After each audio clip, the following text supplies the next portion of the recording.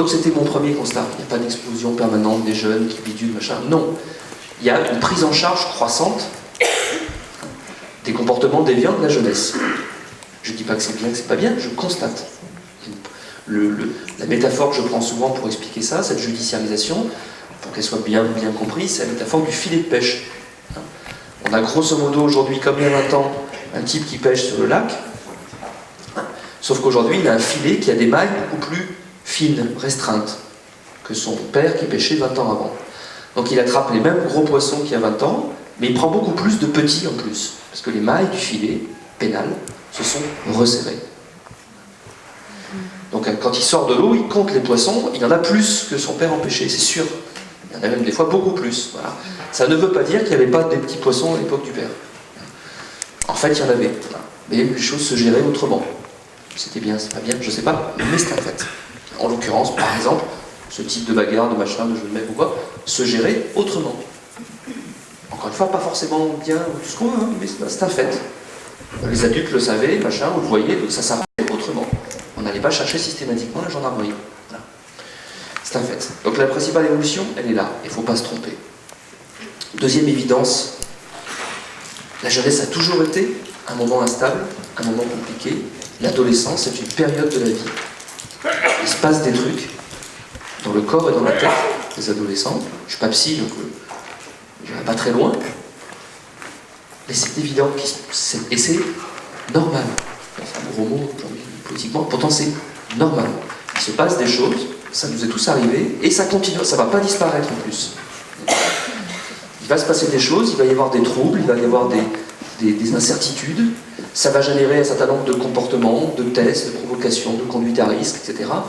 En soi, c'est normal. Et je sais que c'est un super gros mot de dire ça aujourd'hui, tellement c'est politiquement incorrect, puisqu'il ne devrait pas y avoir de problème, n'est-ce pas? Nous allons éradiquer le truc, il va disparaître. Je vous en donne j'ai ordonné tout le monde de machin, faire disparaître le problème. Quelle blague. Enfin, genre le truc, depuis toujours, la nature humaine va disparaître. Et rien ne doit dépasser. Bon, c'est une blague, évidemment. Aucun problème ne va disparaître. On peut essayer de les gérer le mieux possible. Mais ça, c'est une philosophie tout à fait différente. C'est complètement différent.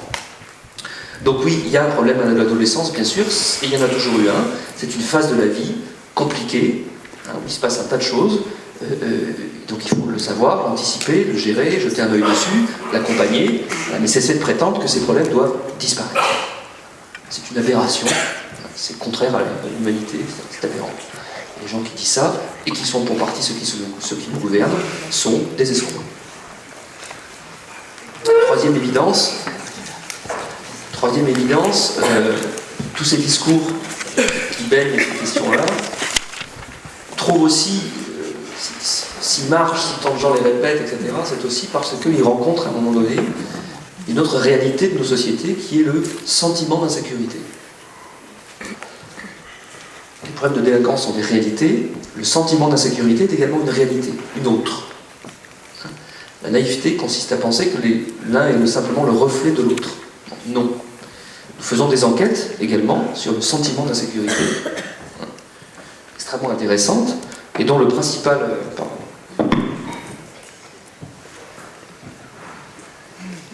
dont le premier et principal enseignement est que le fait d'avoir été victime de quelque chose, un vol, un cambriolage, une agression, que sais-je, n'est pas, en termes statistiques, la première variable explicative, la première explication du sentiment d'insécurité. Je dis encore, pour le dire plus pédagogiquement, quand on a été victime de quelque chose, on est davantage sujet au sentiment d'insécurité, davantage sujet, ça veut dire s'automatise, mais ça ne veut pas dire que le sentiment d'insécurité s'explique par le fait qu'on a été... Voilà, ça ne marche pas dans l'autre sens, ce qui est logique. Sur plein de sujets, c'est pas parce que les gens qui se défoncent avec des drogues dures, machin, on fume des joints, que tous les gens qui fument des joints finiront par se défoncer de drogues dures. Voilà.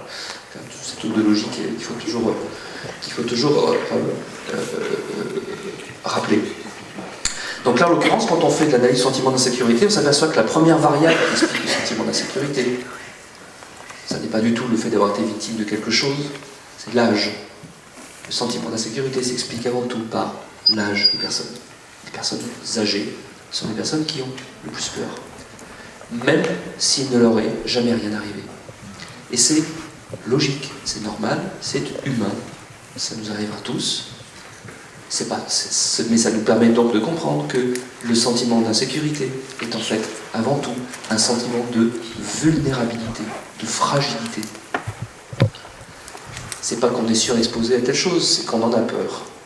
Parce qu'au cas où, si ça nous arriverait, ça aurait des conséquences, ça prendrait des proportions, etc. C'est donc en fait un sentiment de fragilité. Et l'analyse qu'on continue dans les enquêtes sur le sentiment d'insécurité permet de montrer qu'il y a d'autres, d'ailleurs, fragilités, qui sont les variables qui expliquent également les résultats. Le fait de vivre seul ou de vivre en famille joue sur le niveau de sentiment d'insécurité, quoi qu'il vous soit arrivé par ailleurs. Le fait de vivre dans la précarité ou dans l'aisance joue également sur votre sentiment d'insécurité, quoi qu'il vous soit arrivé par ailleurs. Le fait de vivre dans un environnement dégradé, mal entretenu, présentant des signes de désordre ou des signes visibles de désordre, de la saleté, du bruit, la présence de regroupements, d'attroupements, même si ça produit tant de choses que du bruit et de la saleté, des choses qui traînent, etc., accroît le sentiment d'insécurité. Les enquêtes plutôt au niveau du terrain, on ne voit pas ça dans les statistiques, ça c'est plutôt l'enquête de terrain, montrent que le sentiment d'insécurité est lié aussi à la perception de changements dans les territoires qui font que les gens perdent des repères. Le sentiment d'insécurité trouve aussi, est plus fort par exemple dans quelque chose mais qui est massif aujourd'hui, hein, l'évolution de nos peuplements du territoire, c'est le développement des agglomérations.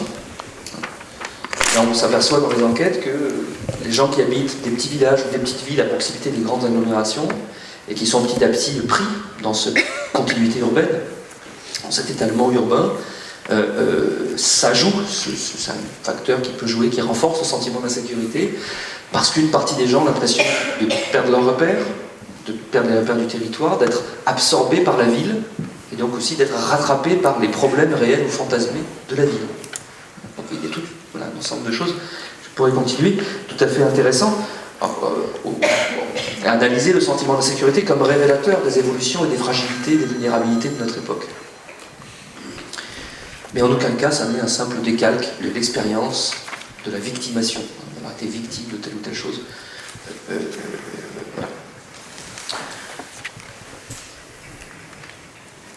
Quatrième évidence, ce qui change le plus au fil du temps dans nos modes de vie, ça n'est pas la façon dont les humains sont faits, c'est pas la façon dont nous fabriquons les enfants et les jeunes. C'est une sottise. Ce qui change le plus, c'est très visible si on le voit, et dans notre environnement et dans nos modes de vie, c'est en fait, je dirais, notre environnement technologique. C'est ça qui change le plus. C'est pas fondamentalement entre nous à 20 ans aujourd'hui et nos parents il y a 20 ans aujourd'hui. C'est pas fondamentalement ce qu'on a dans la tête, les raisons pour lesquelles on est heureux, triste, malheureux, ou l'ensemble des bêtises plus ou moins graves qu'on peut faire. C'est pas ça fondamentalement qui change. Ce qui va changer, c'est bien plutôt effectivement notre environnement technologique, le fait qu'on va regarder des jeux vidéo quand les autres ne connaissaient pas, qu'on a un téléphone portable sur soi et un iPhone quand les autres ne l'avaient pas. Voilà, c'est plutôt ce genre de choses qui va changer. Qui génère d'ailleurs en permanence des faits de délinquance. Ce qui est classique et ce qui est permanent. C'est-à-dire qu'il y a une partie de la délinquance, en particulier beaucoup de vols, de dépouilles, comme on dit chez les jeunes, et certains cambriolages, qui évoluent en fait avec la société de consommation. Quand on regarde chez les jeunes, quelle est quel est le premier type de violence après la bagarre de jeunes garçons? C'est en fait, en tout cas dans les contextes urbains, c'est des violences qui vont survenir en fait à l'occasion d'un vol et qui surviennent parce qu'on se fait voler quelque chose qu'on a sur soi. Donc pour le voleur, il n'y a pas d'autre moyen que le contact physique avec avec la personne, donc se faire dépouiller son téléphone, son iPhone, etc. Et donc c'est ça qui change dans nos vies. Alors, il faut le savoir, il faut le surveiller, ça appelle une adaptation, hein, ça appelle des réflexions en termes de prévention situationnelle. Si on porte sur soi des objets de consommation qui sont désirés par tout le monde mais que tout le monde n'a pas, on sait qu'il y a certaines personnes qui vont vouloir l'obtenir et qu'on peut se le faire voler.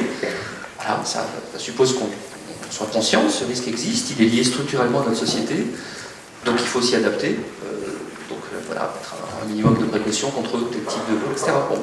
On sait que les gens qui fabriquent l'industrie cinématographique ou les jeux vidéo ou machin milieu sont prêts à tout pour vendre leurs jeux, donc il faut avoir un petit œil dessus parce que certains jeux ne sont pas forcément effectivement bons pour les jeunes.